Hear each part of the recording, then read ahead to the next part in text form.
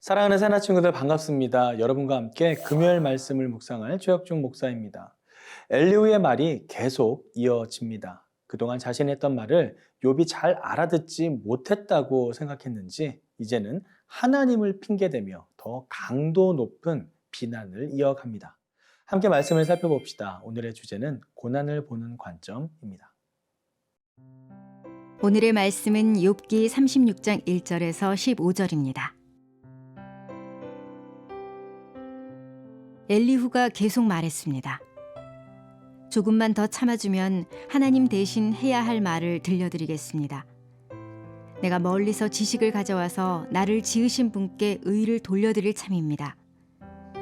내 말은 진정 거짓말이 아니니 온전한 지식을 가진 이 사람이 당신과 함께 있습니다. 하나님은 전능하시지만 누구도 멸시하지 않으십니다. 그분은 힘과 지혜에 있어서 전능하십니다. 그분은 악인의 생명을 보존하지 않으시고 억눌린 사람의 권리를 보장하시며 의인에게서 눈을 떼지 않으시고 왕과 함께 왕좌에 앉혀 영원히 세우고 높이십니다. 그러나 만일 그들이 사슬에 매여 있거나 고난의 끈에 단단히 묶여 있다면 그들이 무슨 짓을 했는지 그들이 해온 범죄를 깨닫도록 말씀해 주시는 것입니다. 그분은 또 그들의 귀를 열어 교훈을 듣게 하시고 그들에게 죄에서 돌아서라고 명령하십니다. 만약 그들이 순종하고 그분을 섬기면 그날들 동안 번영하고 그 연수만큼 즐겁게 살겠으나 만약 순종하지 않으면 칼에 쓰러지고 아무것도 모르는 채 죽을 것입니다. 그러나 불경한 사람들은 마음속에 분노를 쌓아놓고는 그분이 그들을 묶어도 도와달라고 부르짖지 않습니다. 그들은 젊어서 죽고 그 목숨이 남창들처럼 끊어질 것입니다. 그분은 가난한 사람들을 그 고난에서 구해주시고 억압당하는 가운데 귀를 열어주십니다. 엘리후는 이제 자신이 하나님을 대신하여 꼭 전해야 할 말이 있다면서 자신의 말에 하나님의 권위를 끌어들입니다. 1절에서 3절까지의 말씀입니다. 엘리후가 계속 말했습니다. 조금만 더 참아주면 하나님 대신 해야 할 말을 들려드리겠습니다. 내가 멀리서 지식을 가져와서 나를 지으신 분께 의를 돌려드릴 참입니다. 자신이 하나님을 대신해서 할 말이 있다고 합니다.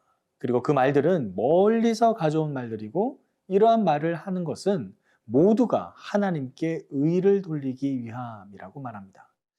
자신이 자신의 입으로 하나님을 대신해서 말을 전한다.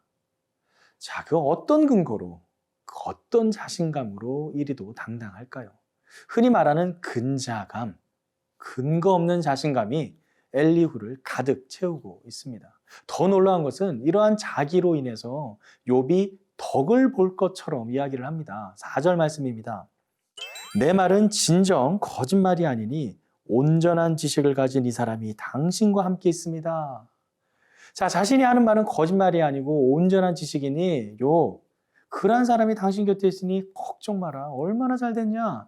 내가 널 올바른 길로 인도하고 깨우쳐 주겠다. 그런 의도가 담긴 말입니다.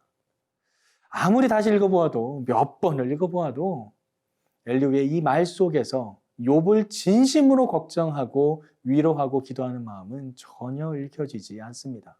오히려 자신의 의와 자신의 옳음과 자신의 신앙과 지식을 자랑하는 위선적인 모습만 보일 뿐입니다. 엘리후는 지금 자신이 하는 말을 마치 하나님의 말을 대언하는 것처럼 선포하며 욥을 정죄하고 있을 뿐입니다. 하나님을 이용하여 자신의 생각을 관철시키고 있는 것이죠. 이러한 태도는 어제 말씀에서도 나누었듯이 내 이름을 망령되이 일컫지 말라라는 그 십계명의 말씀을 거스르며 하나님을 마음대로 조정하고 이용하는 그 죄악된 모습입니다. 자신의 의를 드러내고 자신의 욕구를 충족시키기 위해 하나님을 이용하고 자신의 모든 말을 하나님의 권위로 포장하는 모습. 하나님은 이러셔. 하나님은 그렇게 하지 않으셔. 하나님은 원래 이런 분이야. 그런 식의 말들로 자신의 생각과 그 지식의 한계 속에 하나님을 규정해버리고 단정지어버리는 태도. 엘리후는 자가당착에 빠진 위선자의 모습을 여지없이 보여주고 있습니다. 사랑하는 새나 친구들, 우리의 모습 속에 행여 엘리와 같은 그런 모습이 있지는 않나 돌아봅시다. 나의 생각일 뿐인데, 내가 원하는 욕심일 뿐인데, 그것을 하나님의 말씀으로, 하나님의 계획으로 포장하여 하나님의 권위를 덮어씌워 그 누구도 함부로 대항하지 못하게 하는 모습들. 진정한 지혜와 지식은 하나님을 경외하는 데 있습니다. 오직 여호와 하나님만 경외하며 그분의 말씀에 순종하는 저와 여러분의 삶이 되길 간절히 기도합니다.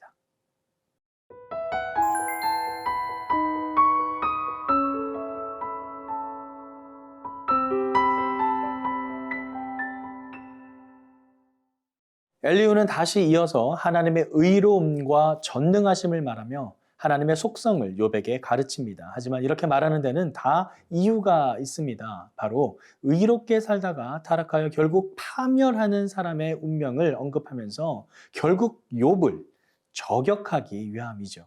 13절에서 14절 말씀입니다. 그러나 불경한 사람들은 마음속에 분노를 쌓아놓고는 그분이 그들을 묶어도 도와달라고 부르짖지 않습니다. 그들은 젊어서 죽고 그 목숨이 남창들처럼 끊어질 것입니다. 불경한 사람들은 그들이 묶여 있어도 하나님께 도와달라고 하지 않고 그저 자신의 마음속에 분노만 쌓는다고 합니다. 이 불경한 사람이라는 표현이 바로 욥을 저격하며 말하는 것입니다.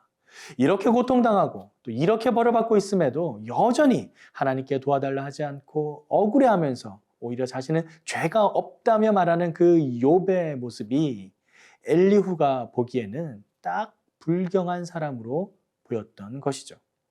결국 그런 사람은 목숨이 남창들처럼 끊어진다라고 말합니다.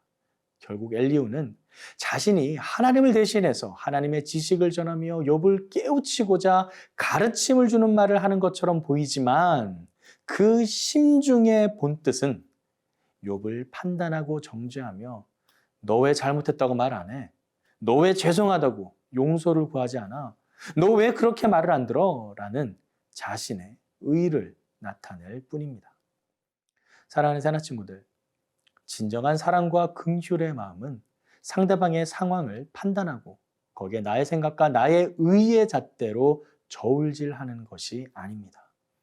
우리를 위해 자신의 목숨까지도 버리신 예수님의 그 사랑, 예수님을 가장 열정적으로 따르며 죽기까지 순종하겠다고 호언장담했던 바로 그 베드로의 배신에도 그 어떤 이유 하나 묻지 않고 따지지도 않고 그저 줄인 그의 배를 채워주시며 자신의 양떼를 맡기신 예수님의 그 사랑, 십자가의 사랑으로 배신한 제자들마저 모두 품으시는 예수님의 그 사랑.